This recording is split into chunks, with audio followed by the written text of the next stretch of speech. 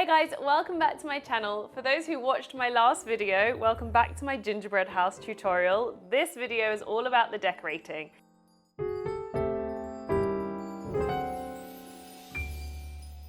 And if you're just joining now, then you should already have your gingerbread pieces ready to go.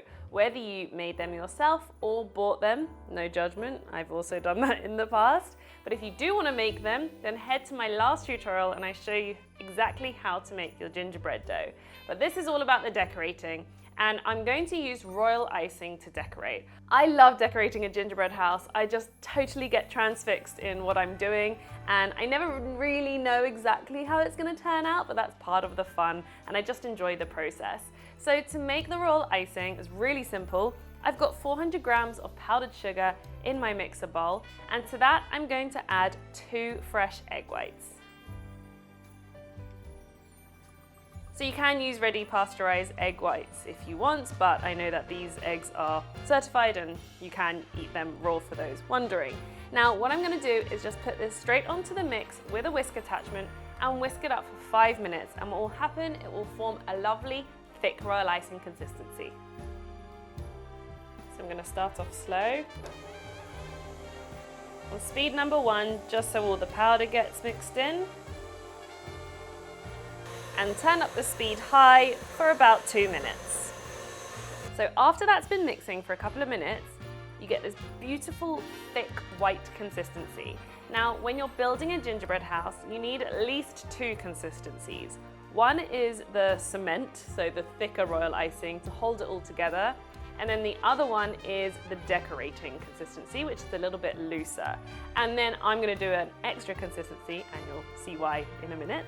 But this is perfect consistency for the building. It's thick, but it still has some movement. If yours is very thick, then go ahead and add a little bit of water. But because I use large eggs, I've got a good consistency. So what I'm gonna do is get myself a piping bag. Now, I'm gonna have 2 white royal icings and I wanna know the difference. So what I'm gonna do is actually just mark this one with an X with a permanent marker on the outside. I'll know this is the building consistency. I'm going to use the glass to fill the piping bag.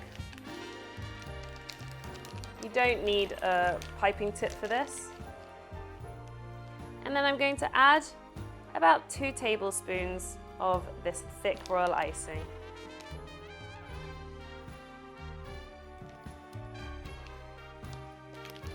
Now it doesn't look like much, but it really goes a long way. Squeeze it down the bag, twist the top. I'm not going to cut it open yet because I need that royal icing to remain airtight. The whole idea about royal icing is that it dries in the air, which is why people decorate gingerbread houses with it, because it will last for a few weeks even. So I'm going to twist the top, not cut the end, and just leave this waiting on the side. Now I need a slightly thinner consistency, so what I'm going to do is add a little splash of water into the bowl, about a tablespoon. Put this back on the mixer, then test the consistency, and if I'm happy with it, then I'll fill up another piping bag. Again, start off slow and gradually speed up. You don't need to mix this for as long, and I'm also just going to wipe down the sides of the bowl to make sure all of the icing is mixed in with the water. Let's check the consistency. So you can see now how much looser this consistency is. So if you have decorated cookies in the past, this is the outline consistency, not the flooding consistency, which is my next consistency that I'll work on. So this is perfect for drawing details, not too thick, not too thin. So I'm going to fill another piping bag with this consistency.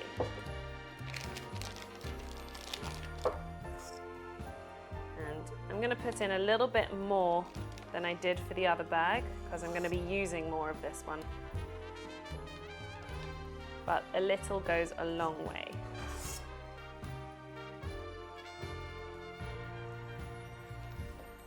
It's about half of what's left in the bowl.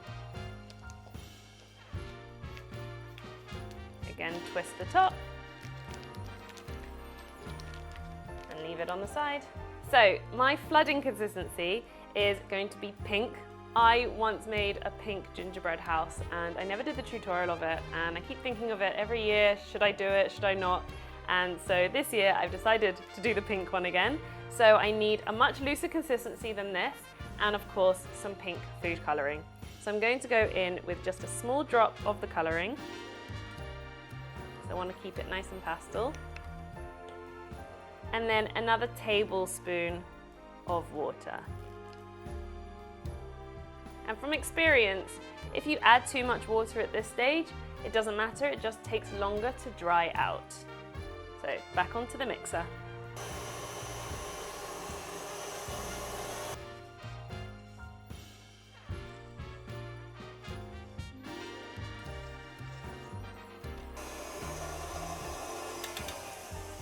And that's perfect consistency too. So what you're looking for your loosest consistency is when you drop the icing back onto itself, it completely disappears and kind of sinks back into the icing, because that's what we want on the cookie. We want it to have a totally smooth, flat surface.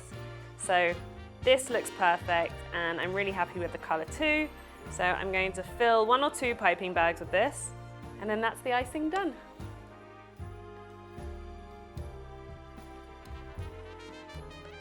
Just want to make sure I never overfill the piping bag, so I think I'll do 2 of these.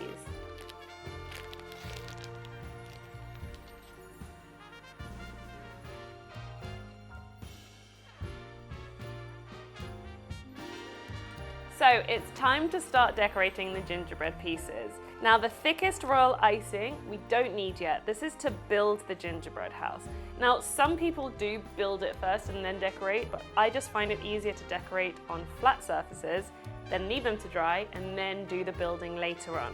So I'm going to put this to one side and not touch it just yet. And you can even spread the process over 2 days if you wanted. You could do the decorating on the flat surface first, leave it overnight to dry, and then build the next day. The royal icing will stay just fine if it's airtight.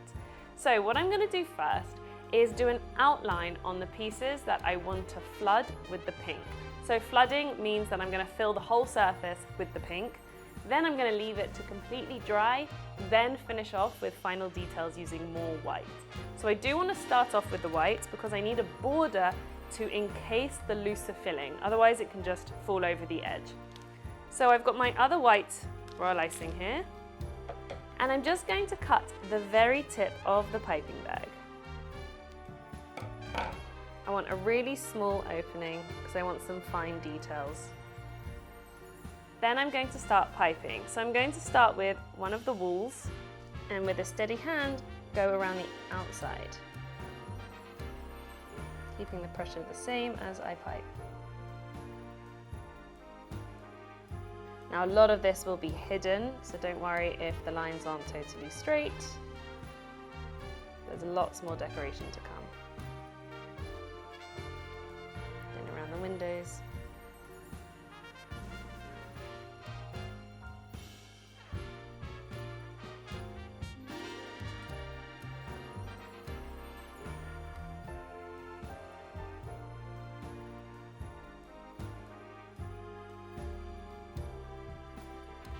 So even my lines are wobbly, but I'm going to be adding icicles and sprinkles and all sorts, so I'm really not worried if they're not perfect. It is good practice, but my hands are too shaky for that. So I'm going to do the exact same thing on all of these pieces.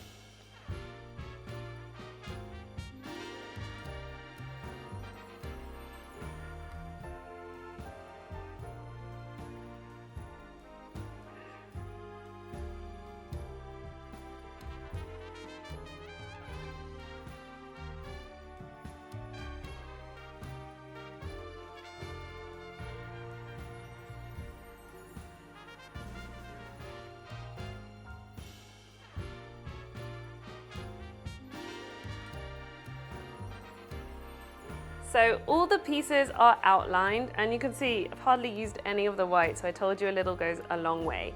Now I'm going to flood it with the pink.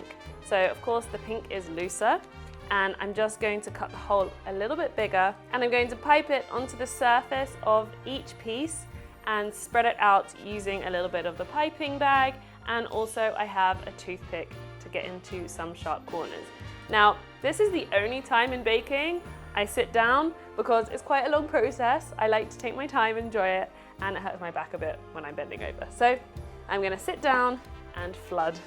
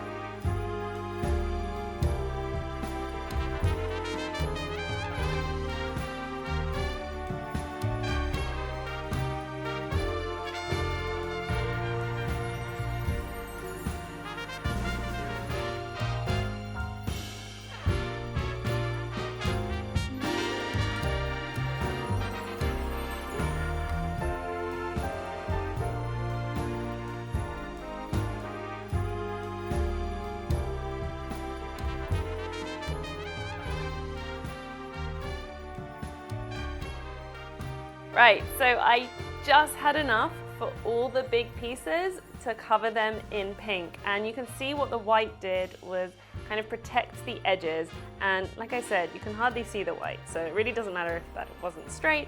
But the idea now is to leave these to completely set, or at least the surface to harden. Because I want to go on with some extra white details, if I do it now, the white will sink in, because remember, the thicker consistency is actually heavier than the wet. So I'm going to leave these for about 2 to 3 hours, then come back and do some more decorations. I didn't have enough pink for the extra details, but I think there is such a thing as too much pink, so I don't mind leaving them either bare, or maybe I'll fill them in white. I don't know yet, I'll see how it goes later, but I'm going to leave these to dry and come back in a few hours. Alright, so these cookies look really nice and set. I can touch the surface, nothing's coming off on my fingers. If they're not 100% dry, it's still okay, because I'm going to wait again after I decorate with the white. So just to remind you, this is the same white that I did the outline on the cookies, and now I'm going to add some details, and I'm also going to add some sprinkles as part of the decoration. Now, because I already used this, there's a little bit of dry royal icing at the tip of the piping bag, but this can just simply come off by squeezing it a little bit and remove that harder piece, and then I can push through some fresh royal icing. And as I said at the start, I'm not too sure on the final design, but I think I'm just going to do a few swirls, maybe some snowflake designs, and I think I'll add the snowflake biscuits to the roof, because that's what I did last time and I really liked it. And I'm just going to have fun with it. So I'm going to use my royal icing almost as a pen, and then where I want, I can add a few sprinkled details.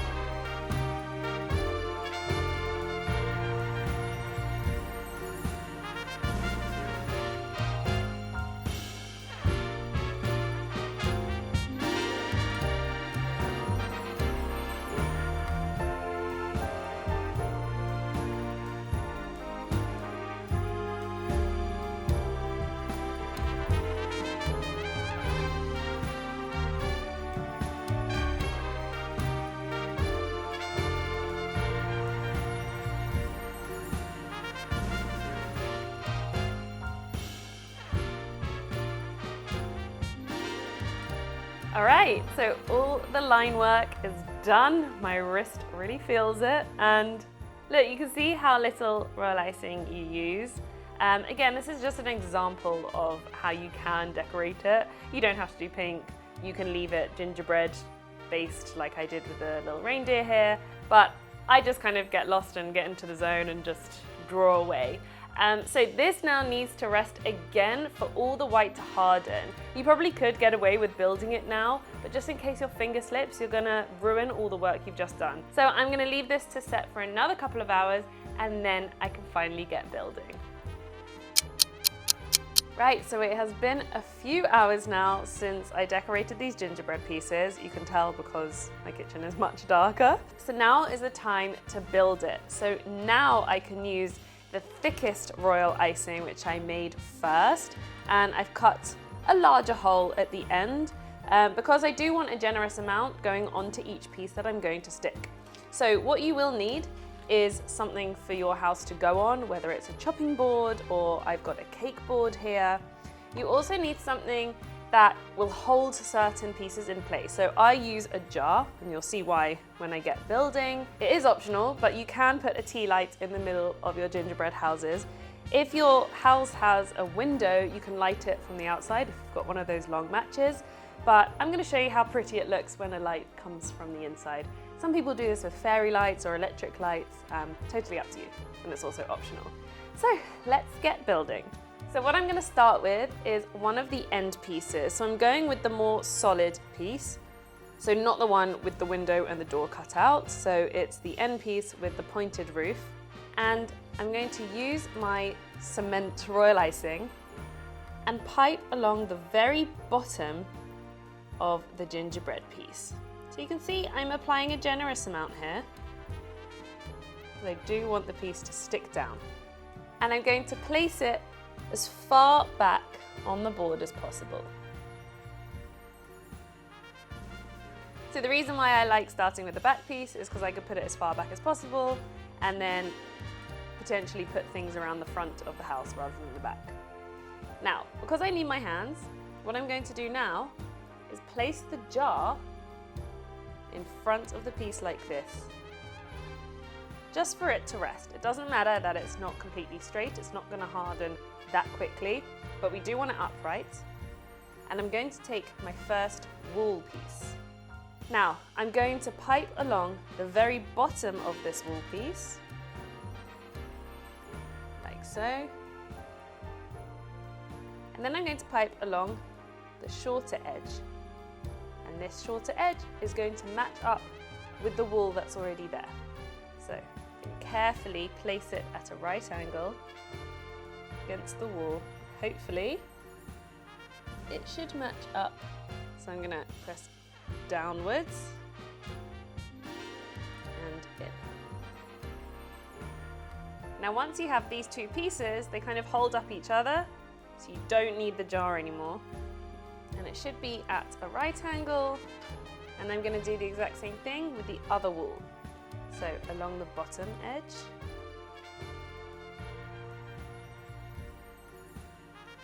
and the side here,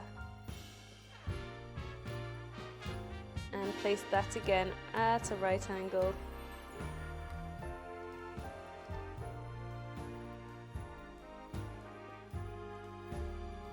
Now, I don't personally mind when the icing kind of spills outwards. I'm actually going to put even more icing on because it just resembles snow, and it's a good way to hide the seams. Now I'm going to go with the next end piece. So for this, I need it to line up against the two walls. So I'm going to pipe along the bottom here. 1, 2. And instead of doing the edges, I'm going to flip it carefully and pipe along the surface where the walls will match up, along those shorter edges of the house. And then hopefully it will line up exactly.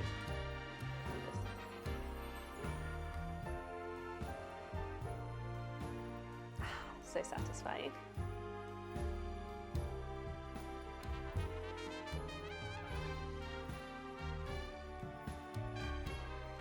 So next I'm going to be putting on the roof, and obviously after you've done that, you can't really put the candle in. So I'm going to light the candle, put it inside, and then put the roof on.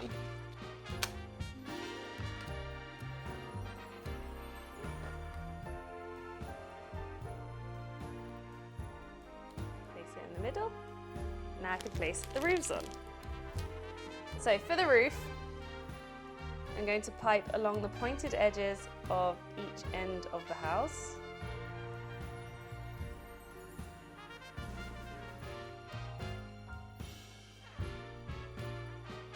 And then along the top of the walls.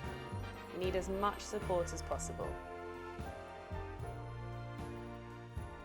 I'm going to take the two pieces at the same time and place them on.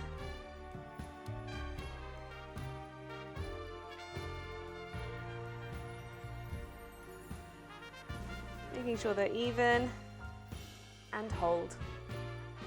And I'm gonna stay here for about a minute. It doesn't dry in that time, but it certainly holds it. So I don't like letting go until I'm certain that they're not gonna move. Okay, I think we're safe. Just remove my hands. Yes, they're not sliding down. It's a good test to see if your royal icing is the right consistency. So, there's the house. So now what I'm going to do is use a mixture of the thickened royal icing and I've got leftover of the thinner royal icing, add some snow features, like I'm going to pipe more here, I'm going to add some icicles as well, and finish off the house. And oh, let's add the door. That's a good starting point. So I'm going to pipe along here where the door's going to fit.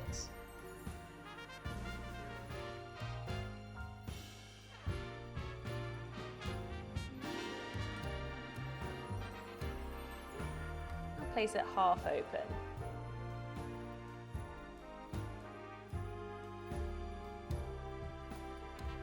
So I like doing a big squiggle on the top of the house where the two roofs meet. Firstly, to give it extra security, but also it looks like snow on top of the roof.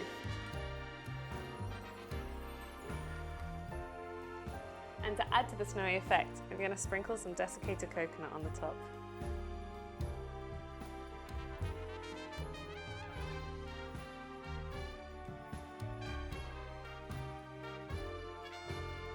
So what I also love doing, especially with gingerbread houses, is creating icicles. So for this I'm using the slightly looser consistency of the royal icing. And all I'm going to do is squeeze some icing, drag it down and let go as I'm dragging down. And you get this gorgeous icicle effect. And you can cover up the sides of the gingerbread or the seams where the royal icing is.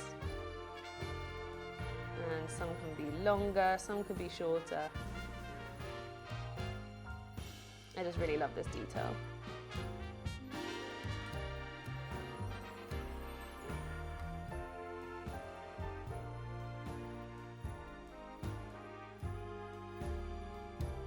And I'm also going to add it to the windowsills as well.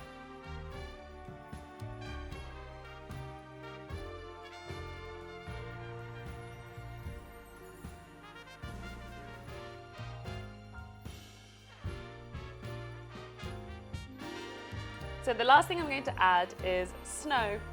And to do that, I'm going to just spread some of this royal icing all over the cake board. Spread it out with a palette knife. Get it nice and textured.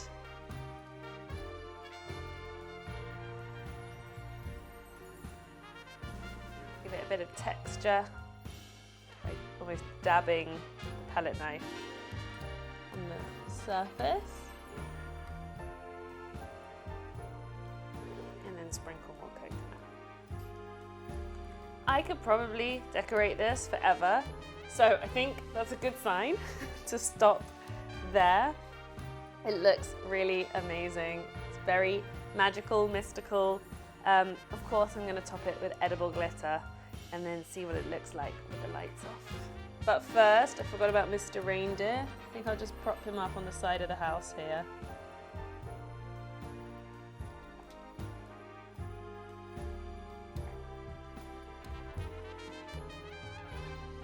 Now, let's add the magic touch.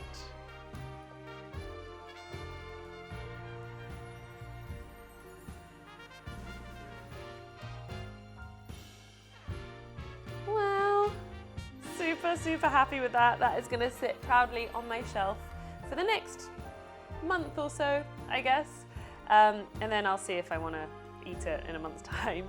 But try this out yourself. I can't wait to see your creation, so don't forget to tag me at George's Cakes.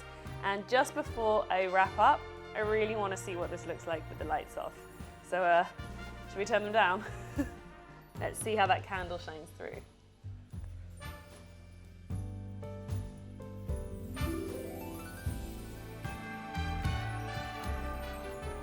So it looks amazing with the lights off. I love that feeling of turning off the lights in the evening and then you just see this glowing gingerbread house on your shelf. So if you can, I really recommend putting the light inside. I hope you found this tutorial helpful. If you are celebrating Christmas, then Merry Christmas. I will see you soon with more tutorials.